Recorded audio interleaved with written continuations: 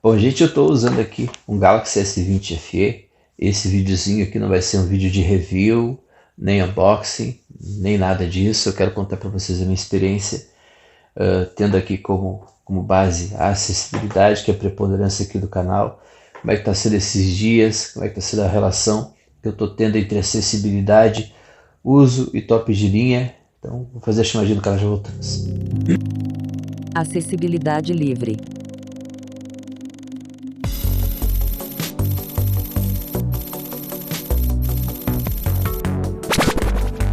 TTS Supremo. Por Neymar Borges da Silva. Bom, eu estou aqui desde 2012, tratando de inclusão digital, de acessibilidade. Eu me chamo Neymar, esse é o canal TTS Supremo. Sejam todos bem-vindos, todas bem-vindas. É um prazer aqui discutir acessibilidade com vocês e trazer esse tipo de conteúdo.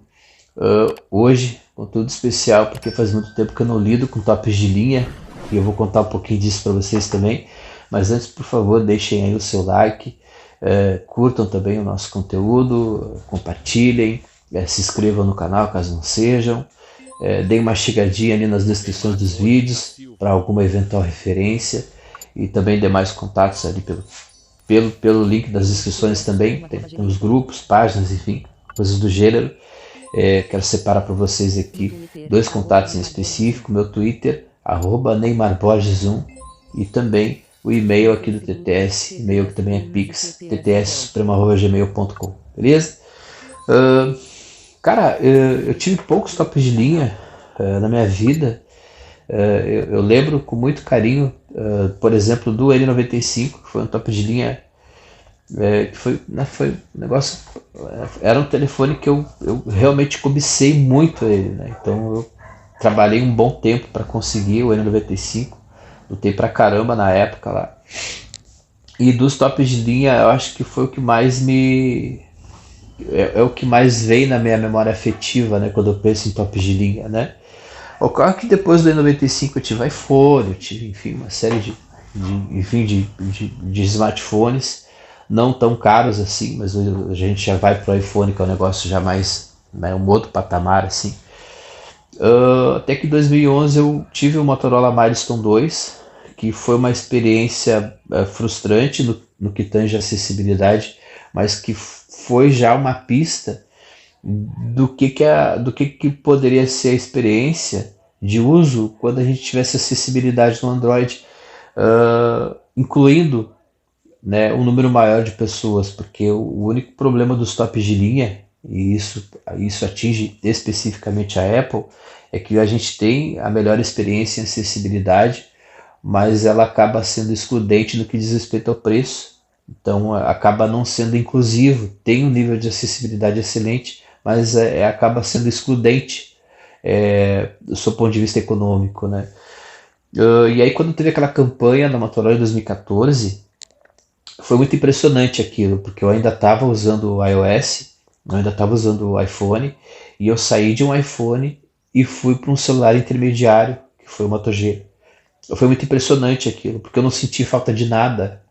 E aí a gente vai, enfim, as coisas vão acontecendo, a gente vai testando outros sistemas operacionais, como por exemplo o Windows Phone, né, que a gente, na época, em 2015, eu mostrei como é que funcionava o narrador já em 2015, né, com o Windows Phone, uma experiência incrível, foi fascinante ter utilizado aquilo naquela época, pelo aprendizado que eu tive com aquilo.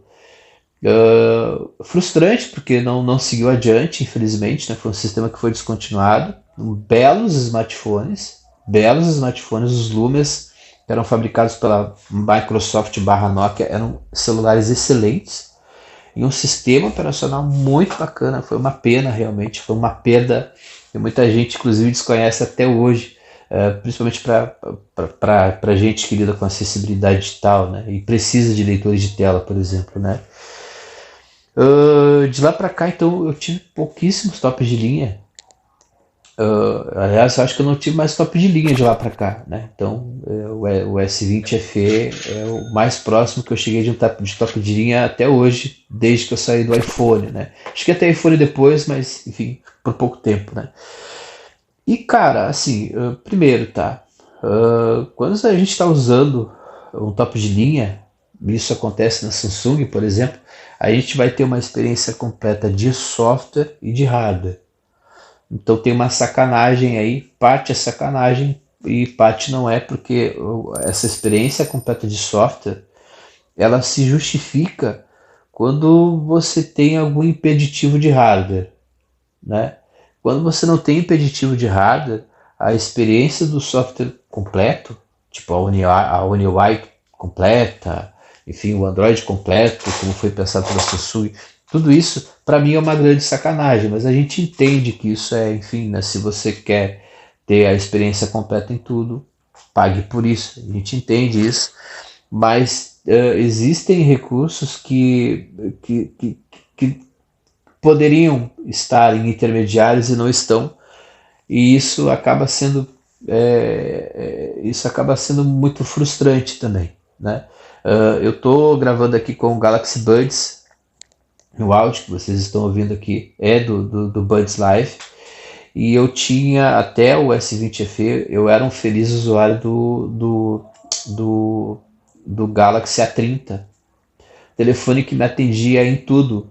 E eu ingenuamente, quando eu comprei esses fones de ouvido que eu estou utilizando aqui, a primeira coisa que eu pensei, poxa, eu vou usar o microfone dele, inclusive, para gravar esses vlogzinhos aqui e tal, e não existe essa possibilidade de utilizar o microfone do Buds Live no A30. Você só consegue usar o microfone do Buds Live para fazer ligações e pronto, parou por aí.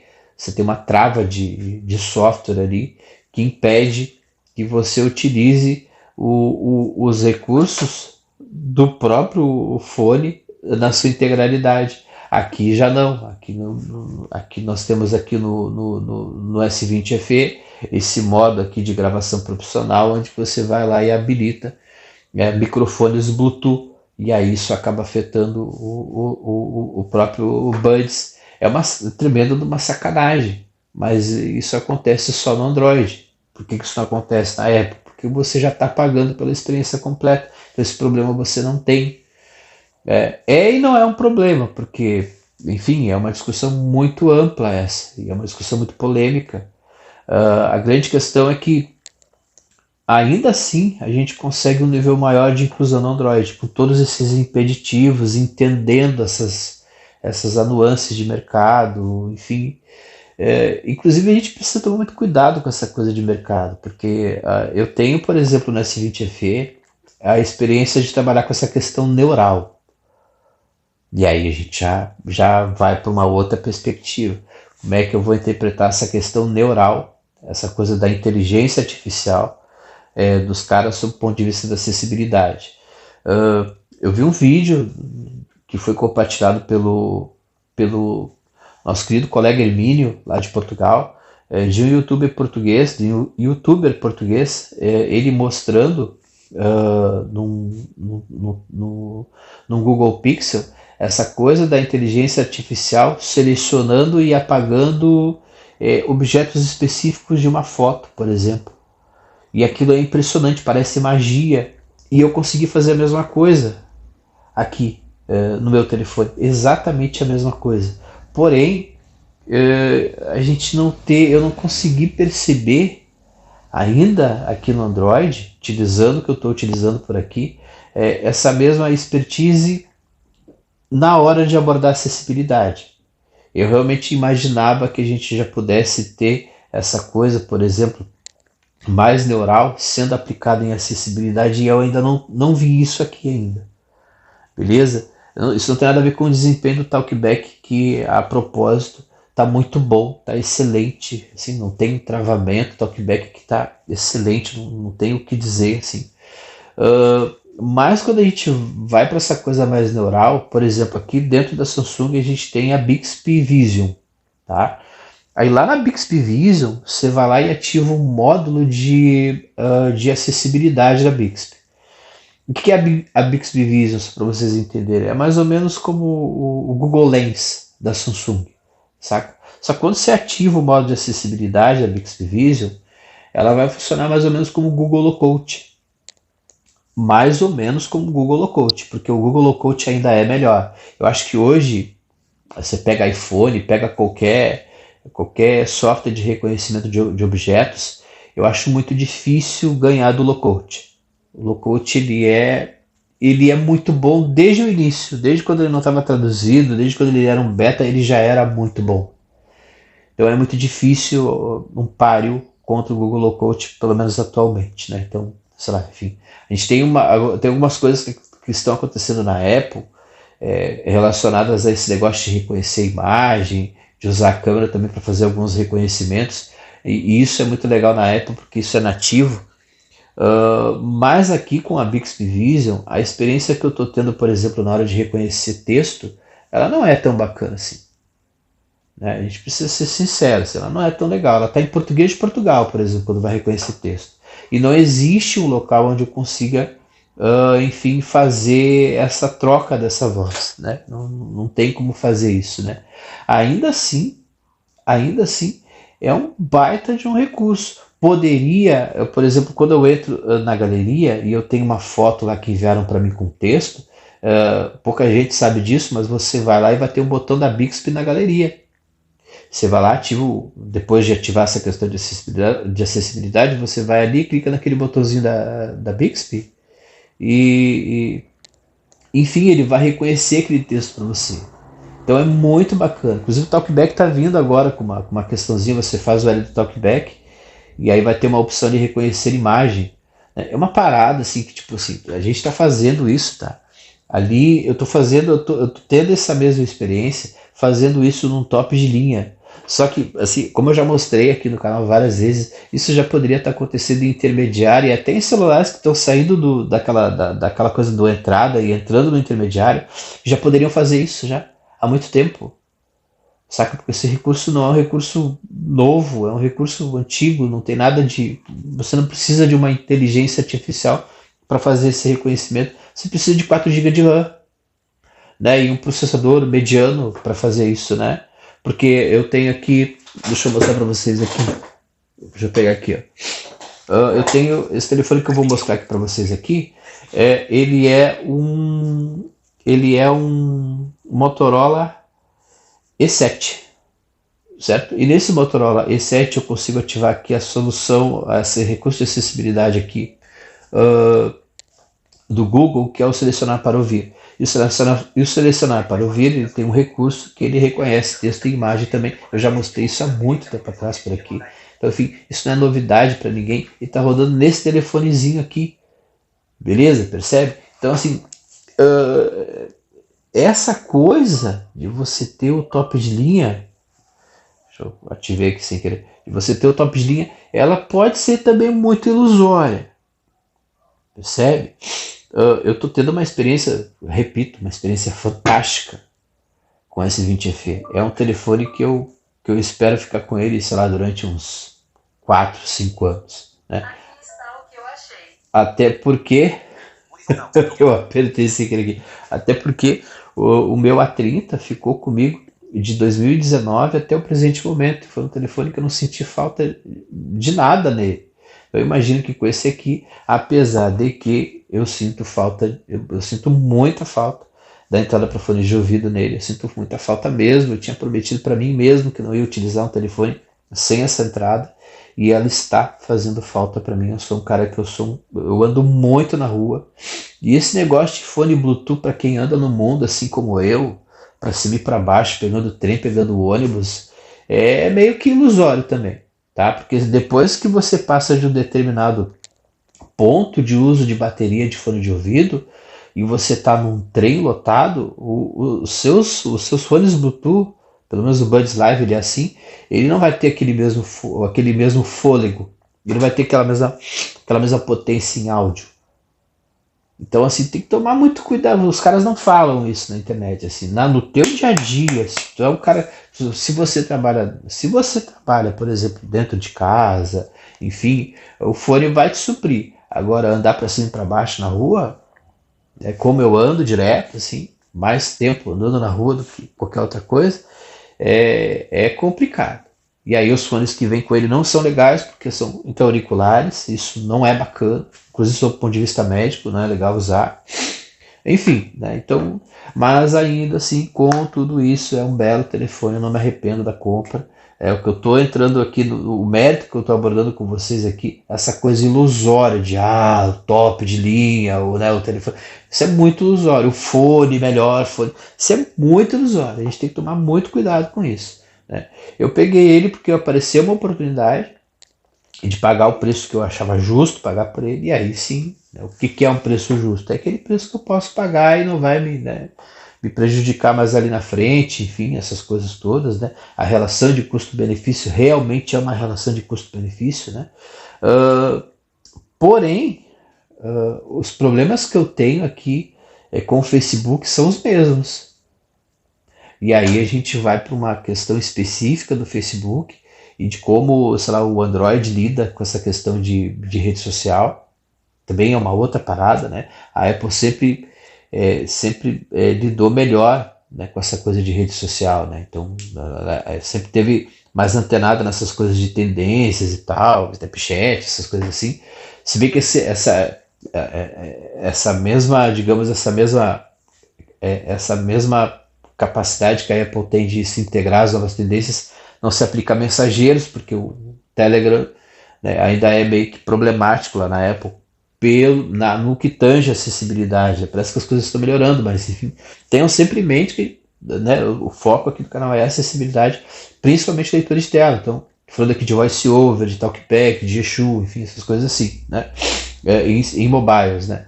Mas aqui no Facebook, o que acontece no Android, a maneira como o Facebook afeta esse processo de leitura de tela é muito impressionante. E aí a gente precisa entender que nem isso não é necessariamente um problema do leitor de telas, né? A gente precisa entender que isso é uma questão do Android e também a gente precisa entender que quando a gente entra no Facebook, uma série de recursos estão sendo carregados, inclusive recursos de acessibilidade, recursos de OCR, que vão ajudar a gente a reconhecer texto e imagem por padrão ali dentro do próprio Facebook. Então tem uma série de coisinhas que quando a gente acessa aquela rede social são carregadas junto com elas. Isso afeta todos os leitores de tela, todos, inclusive o Geshu, né? Como o Geshu lida com isso, eu acredito que ele lide de uma maneira um tanto quanto melhor, mas a experiência também ela vai ser fragmentada. Vai ter usuários que têm aparelho tal que vai te dizer que funcionou bem, vai ter outros que funcionou mal. A solução que eu encontrei para esse telefonezinho aqui, para o E7 da Motorola, foi criar um atalho do Facebook com o Google Chrome e utilizar o Facebook através desse atalho do Google Chrome. O aplicativo aqui desse telefonezinho tá complicado de utilizar ele. E esse aplicativo e o Facebook aqui desse telefone estava sendo utilizado com o Geshu, ou com o TalkBack. Então veja que interessante isso, né? Ainda assim, de novo, é a experiência de um top de linha. Então é uma experiência bacana. Não me arrependi, mas a gente tem muito essa questão do top de linha ser o melhor e muitas vezes a gente tem alguns limitadores nessa parte de acessibilidade e que nem sempre estar usando um top de linha resolve. O TalkBack aqui, tirando esses poréns, ele funciona maravilhosamente bem em tudo. Ele não trava, a fluidez do sistema é impressionante.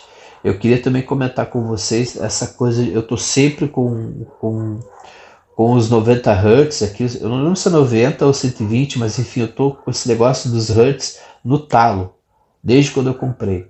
E assim, é impressionante, é muito legal, é muito bacana. Tudo isso realmente nesse sentido, a experiência de você utilizar uma tela mais fluida, ela tem um impacto no leitor de telas.